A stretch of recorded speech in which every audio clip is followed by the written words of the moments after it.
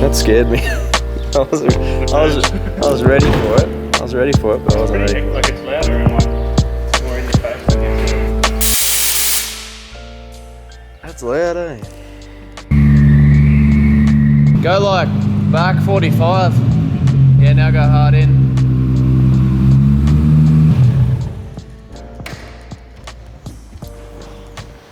What up? Yeah, so basically we're going to do another build breakdown because there's been a bit on since the last one. Yeah, and I guess the first video, the wind noise and the quality of it was pretty awful.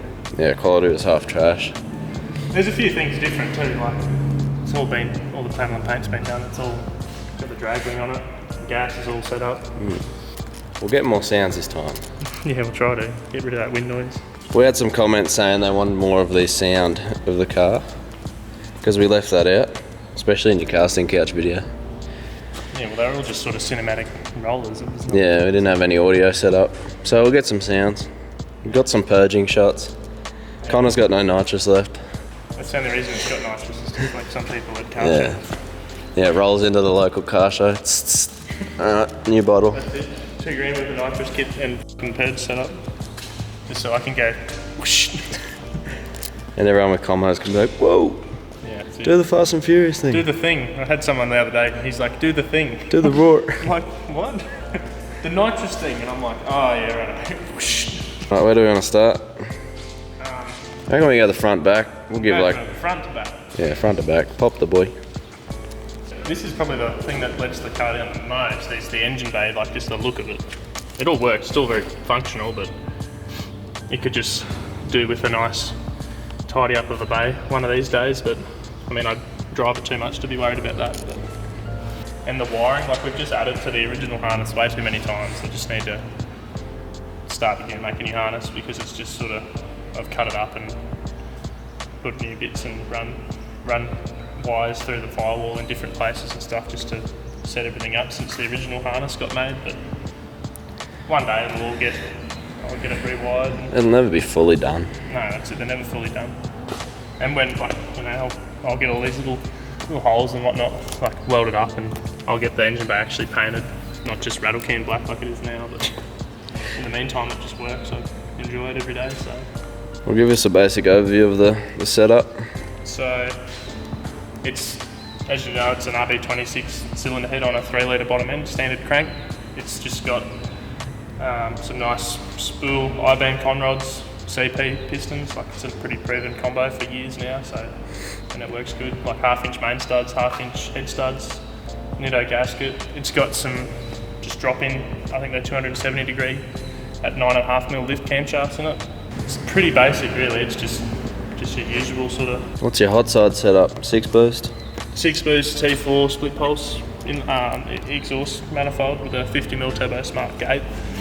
The turbo is a Borg Warner SXE 372, so it's a 72mm with a 1.01 rear housing. That's the biggest housing they make for it. I looked for a little while, it was hard to find a turbo that was still like a small frame size, but was rated to the horsepower that I wanted. So this one, like they rate them to 1100 horsepower, and it's still small enough that it's nice and responsive for a street car, because I don't really want to have a ginormous turbo on a street car. It's just anything over 900 horsepower usually on the street's a lag monster with these little motors. So I wouldn't change the turbo, and it was cheap as it was. I got it from Phil at Cartel, around $1,600, the whole thing, like with rear housing and everything. So, and it hasn't played up on me yet, so I wouldn't go changing it. It's a good little roll race setup, I guess. It's not too laggy, but it still makes good grunt. What about this old cold side fuel, everything? The inlet manifold is just it is a gritty inlet manifold for an RB26, retains the individual throttle bodies there. Fuel system, it's just got up the front here anyway, it's just a Raceworks fuel rail. 2200cc injectors, just cheap ones. They do the job. You just got to maintain them, clean them, test them, make sure they're all matched. Like every time I race it, we pull it out, check all the injectors, test them all, clean them all, put it back in. Haven't had a problem since. I guess you should mention the Series 2. Yeah, so it's a factory Series 1 car. It's in the Cast and Catch video, I think we went over that, but I've done all the Series 2 front. It used to have a Series 2 wing on the back too, but now Mick has made me a drag wing for the back of it. We'll get to that in a minute. We'll go there in a minute. I've put a plasma neat intercooler on it with plasma clamps off the turbo either side of the cooler, but I couldn't put one on the inlet manifold just because of we didn't have enough room really, and it's just would have been pretty difficult to. Oh, you got your new dump made. Yeah, so it's a 4-inch dump pipe this time.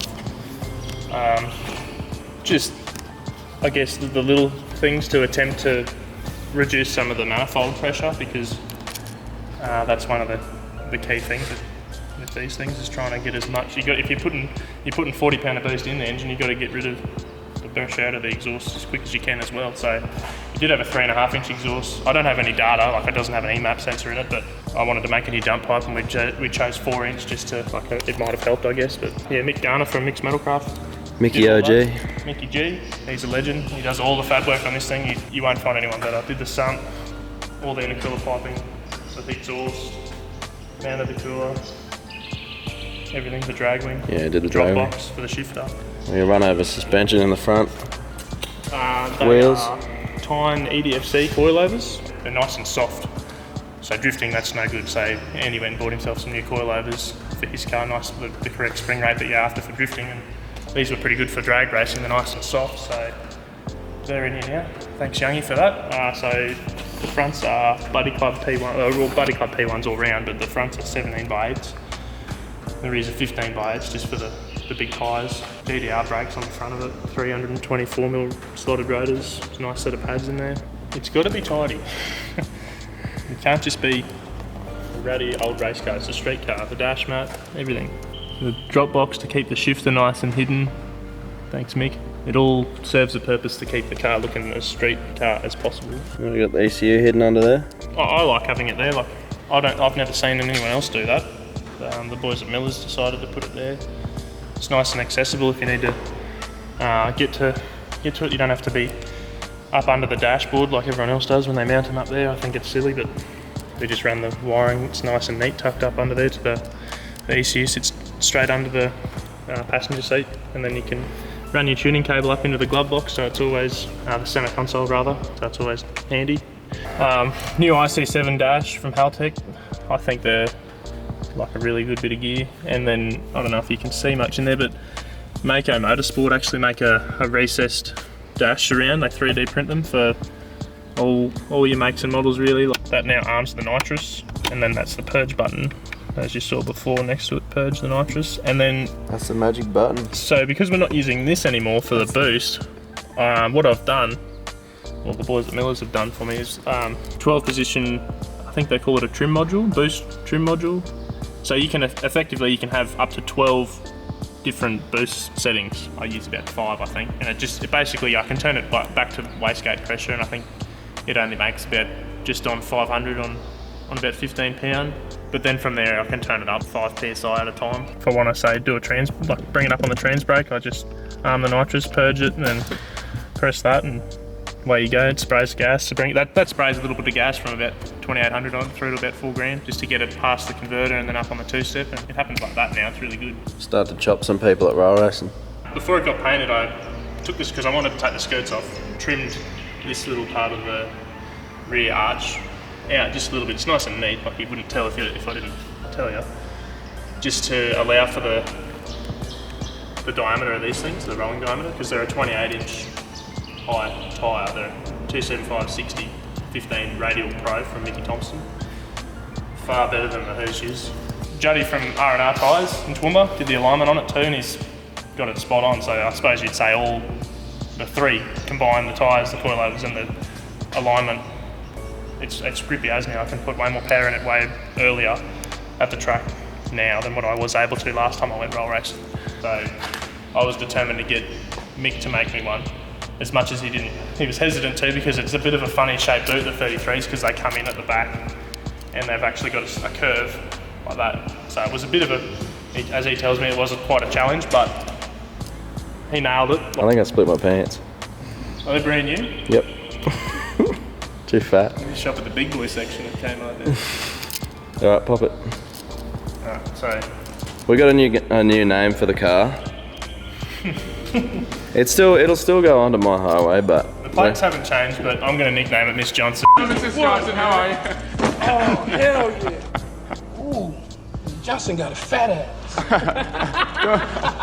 I got something for you, Miss Johnson. Here, the only thing that's changed since last time, obviously, is the big obnoxious NOS bottle in the middle. I think last time when I tried to explain how the accumulator works, we had some wind noise, so I'll run over that again quickly. And it'll just maintain a steady oil pressure. That's it. It's just an extra safety. Like, it's worth having. If you have a drift car or a time attack car, drag car, anything that's making some good grunt, I would recommend having an accumulator if you don't have a dry sump, because they do save your engine. So there's one for you. Kids, over summertime I want to change it because I'm out of fuel system. It's at around 900 horsepower through the auto. And by out of fuel system, you mean that's a limiting factor to making more power. So basically at between 35 and 40 pound, like the fuel pressure's dropping to the point where I don't want to lean it out anymore. Like it runs pretty fat still, flat out, but that's where I want to keep it. I'm going to go to a 3525 Warbro pumps in a surge, like an aftermarket industries surge, and I'm going to get some 2600cc ID injectors for it as well. Let us know if you want to see a video of us doing shit to this car. Yeah, we're always tinkering with this thing, so whether it be changing the diff because I've broken another one for the 8th time or anything, I'm always doing something to it, but let us know if you want to see us mucking around in the shed. I mean, I don't know anything, but Connor might. Yeah, I know a little bit, so we want to cover more events, like we want to do roll racing, go drag racing. We'll follow Youngie at the drifts all the time. We do care about drifting, that was just a joke in the other video. Yeah, no, drifting's fine. Like, we love drifting. I'm a drag racer, straight line, street car, that's my thing. I go down and support the boys when they go drifting, the boys come and support me when I go drag racing. It's just a bit of banter between us. Like, I don't know. No saltiness. But anyway, yeah, that's probably a wrap. We're out of battery, so see you later. Yep.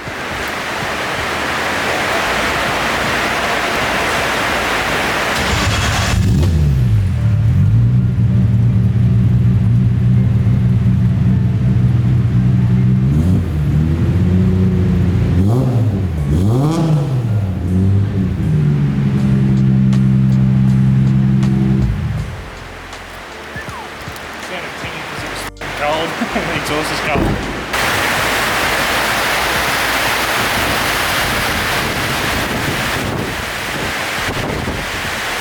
Ah, it's heavy!